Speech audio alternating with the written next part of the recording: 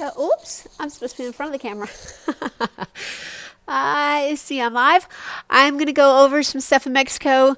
I have a lot of other images. Apparently, they're all negatives. They're not slides. None of those are here with me.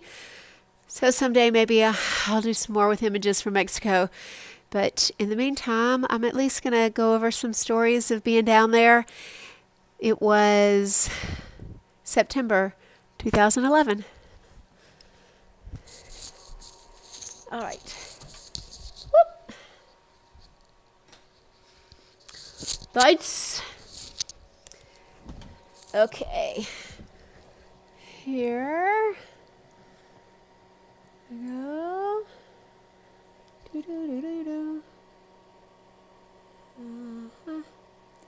I went. Hold on. Let me get this other light. This is what my assistant used to do.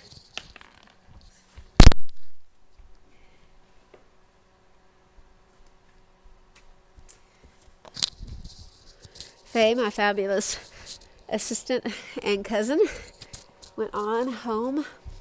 All right. Hope that's kind of in focus. So I spent quite a bit of time there, that's the best I can do, trying to figure out if I wanted to go to Mexico or not, or where I wanted to go. I was tired of being in the U.S. The capitalism was just kind of creeping up on me, and I needed a break. So I decided to go to Mexico and debated it. Finally, one Monday, late night, early Tuesday morning, I decided I was going to go. So I bought my ticket and I woke up the next morning, Tuesday, September 11th, and the airplane industry had been used to attack the country. So all airplanes were on hold. My flight was supposed to be Thursday. It got bumped to Friday. So I flew out of Jackson, Mississippi to Atlanta, and then Atlanta to Mexico City on the Friday after the World Towers were bombed. There was almost no one on my flight. It was hyper vigilant. They were checking on everything and everybody. It was the first time we had ever had to take our shoes off to go through a detector to get on a plane. And then I remember landing in Mexico, walking through the airport, and over in one corner were about 4 or 5 guys dressed up in military uniform. They had some kind of guns, and they were all asleep because nothing different was going on in their country. This was a very surreal experience to start with. Mexico continued to be a really interesting place. When I went to Mexico first, Mexico City, stayed there with this friend that was from LA and his friend that lived down there. One of the things I remember was these really cool bicycle deliveries that they had. One guy in particular, he was delivering dry cleaning clothes. So he had this cool little rack on the back of his bicycle for that.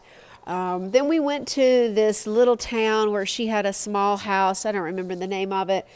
But the two things I remember that were so cool about it is her hot water was direct heat, that when you turned it on, it flipped the coils and the water went through the coils and it was heated as it got to you. So it was a far more efficient use of electricity and resources, so that the hot water only became hot when you needed it, rather than having this huge gallon tank that just holds hot water there. The other thing, we went to this really great market. I bought this beautiful little watermelon girl there. I started having stomach problems from some of the things that we had eaten the night before, and had to walk all the way back to her place. I didn't know that I was going to make it. There were no bathrooms anywhere. But the other thing, because of being in that state, I remember there was no grass, there was no dirt, it was just cobblestone right into all the houses, and they were small little bungalows, but there was no land available anywhere. Left there, went over to Guanajuato, which I was going to be in for 3 weeks, actually a little bit up above there in San Miguel. I was taking a Spanish immersion class. So I went to classes in the morning, and I had time to wander around in the afternoons or do whatever. On the bus ride over from Mexico City, I remember seeing a field out there where there were just wildflowers. It was a wild plot of land. It wasn't anything for anybody else. It was just for itself. The plants and the flowers and the little bitty creatures in it were all just living their own lives instead of being told what to do and manipulated and gardened and trying to make money off of it. It was a really pretty, I don't know what the right word is. It was soothing. It's very soothing. I was staying up here. This is above the town. Guanajuato is a really cool place. It hasn't changed in 200 years. There are no stoplights anywhere. It was a real treat from our sore eyes. I was so sick of everything being sold to you and making money or trying to make money off of it or costing money. And down here, my eyes, I remember telling them, just relax, relax. You can look at things. It's not going to be offensive. And the land was beautiful. The buildings were really pretty. There was a sense of sway and ease about it. Let's see. Might have to turn on some lights, but it was so I stayed at this place. I'll read that in a minute. I stayed at this place with a family, and she fixed soup every single day. It was amazing. She had gotten some kind of machine, and she was eager to test it out. And the family and I were really great guinea pigs. And so we got this cold soup, hot soup, homemade soup every day for lunch in Mexico. Of course, they have a much bigger meal in the middle of the day. So she made me breakfast and a lunch, heavy lunch. And then for the evening meal, I was on my own. So I woke up early mornings from her place and walked up the very arid, kind of high desert landscape through the cows that were just out in the open and goats, and got to the school. And the school had all these plants and arches. Just, it was incredibly voluptuous. So I will read one of the poems that I wrote from that time. Hanging by the trees, no effort to straighten, the small tin spilling out in a fountain of self-discovery at odd angles to the tree, more like fallen rocks on the mountain tops by a hidden hand. The thick, succulent leaves pour out into the arid night, a testament to accepting the peaceful rhythms of chaos. And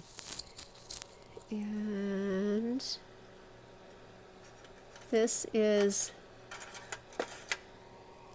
out the room where I was. It was I kind of had my own separate little guest area, and they were downstairs into another area. There was a lot of tile. It was a beautiful Mexican home. This is another poem from just being in town for a while, walking all around the school and then going down into Guanajuato. A world in which A world in which women rule. Do the men know it?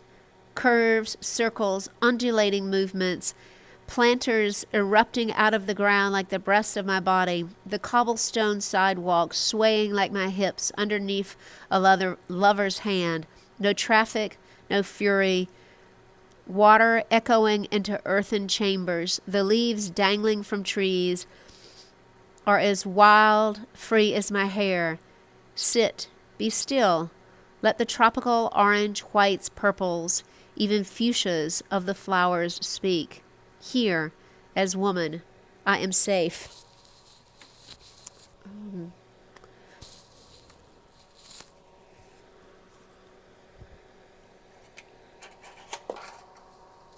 There are some of those plants. I didn't take my camera out very often so there's not a whole lot of photos. So I was at this school. Like I said, I was only up there in the morning. Then in the afternoons, I was free. Well, I wanted to learn how to do some soldering. So I asked the guy that was in charge of the school if he knew of a place, because they offered several things for people to do, but none of them were of interest to me. So I asked him about this, if he knew anywhere I could solder. He said yes. We got on the bus and he took me over to another area of town. When I was on the plane arriving, the two things that I knew in Spanish were sí and dos cerveza, por favor. So I didn't know any Spanish. I was learning some, but really was very lacking in any vocabulary. So he took me over to this man who did a soldering business. He spoke no English. I, as you can see, spoke no Spanish. My friend, who was the instructor there, he told the guy what was happening. He told me what he had said. We said hello.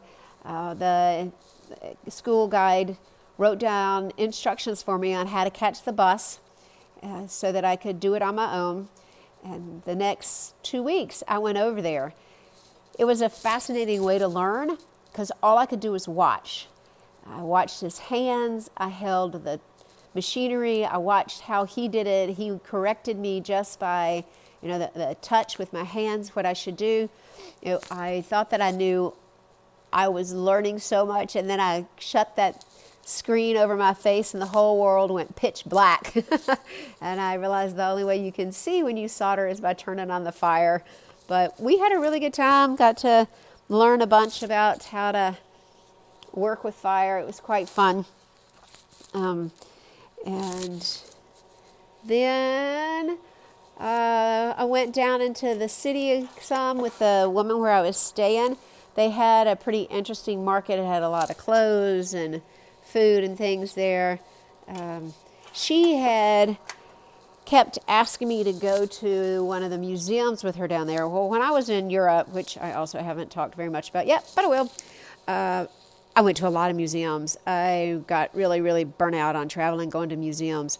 So she kept saying, you should go to this museum. And I kept thinking, oh my God, I've been to all the ones in Europe and I really don't want to go to one here in this little bitty town. But she insisted on it, and she had been such a great host that I thought, okay, so least she can do is go see her museum. Well, it is a museum dedicated entirely to Don Quixote, the illusionary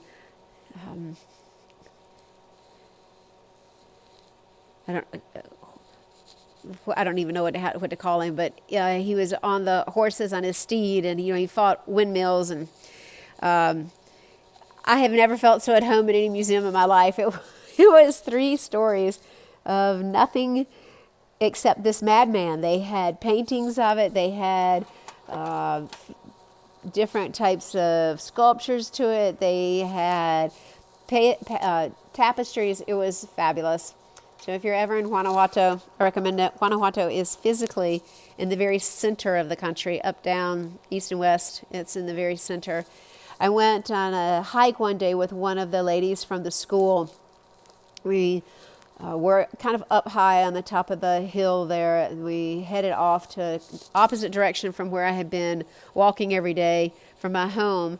And it got really very desert, and it feels quite poor. A lot of it feels poor, and we have this tendency to equate poor with violence, but it's not always the case. So we were walking along and came onto what looked like a little town, and there was this church. And the doors were open, and right out to the side of it appeared this beautiful Siamese cat. They looked at us and took us inside the church, and we went in. It was beautiful. It's kind of hard to deal with, though, because the area was so poor. And this church, like all Catholic churches, has so many different types of gold and silver and just riches galore all over it. But it was a beautiful hike. This was in the market where they fix a lot of their food, and then you can buy it right away. Let's see what else. There are a couple other things I wanted to read from my journal. This goes out to my sister who just recently wrote me about a D4 gene, where you're inclined to want to just go and see things and push the limits.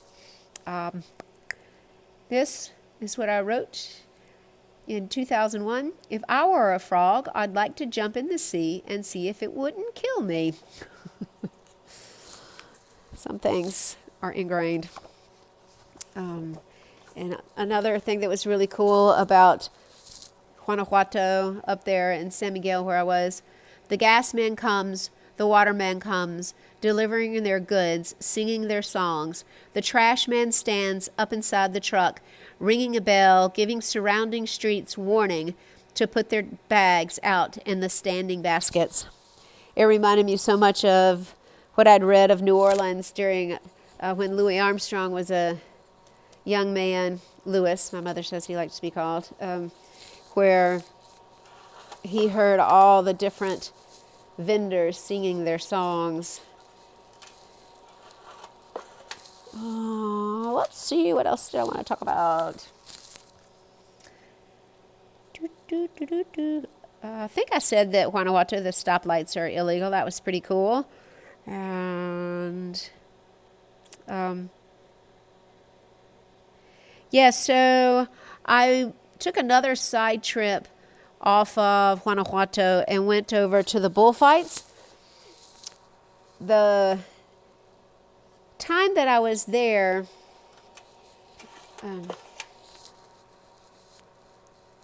well, it's different than the bullfights in Spain because the streets have inset doors.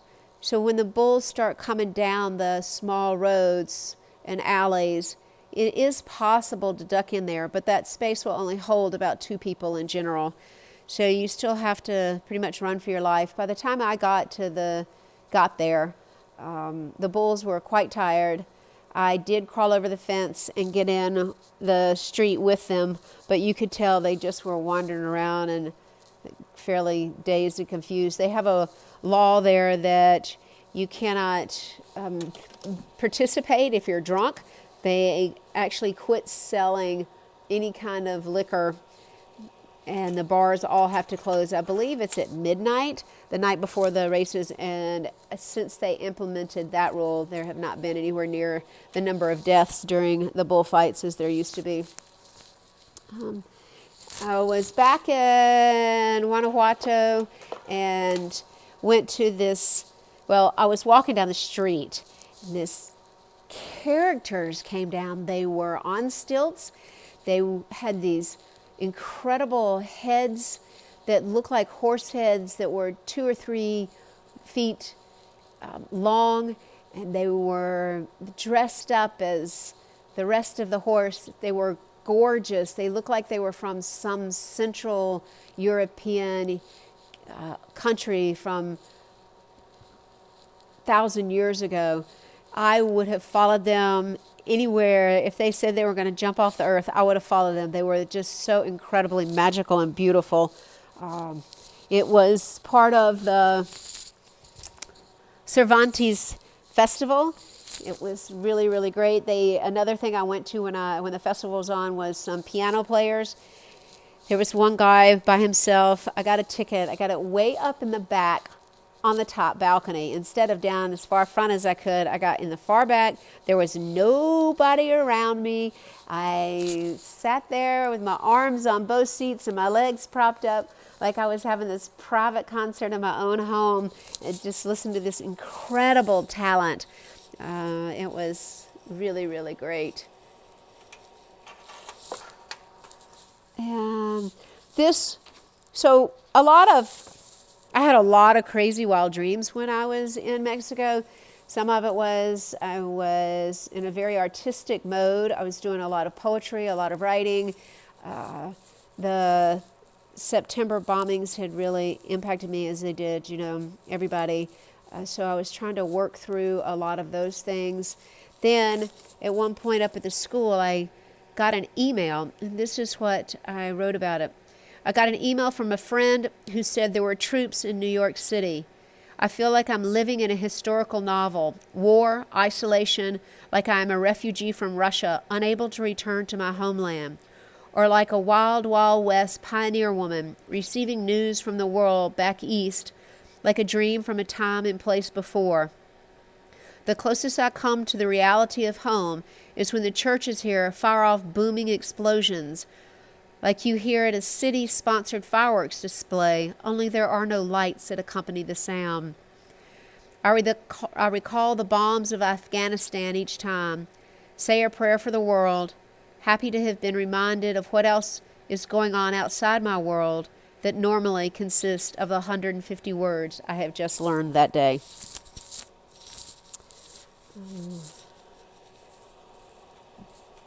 I left Guanajuato. I took the bus back to Mexico City. From the bus station, I went to a hotel.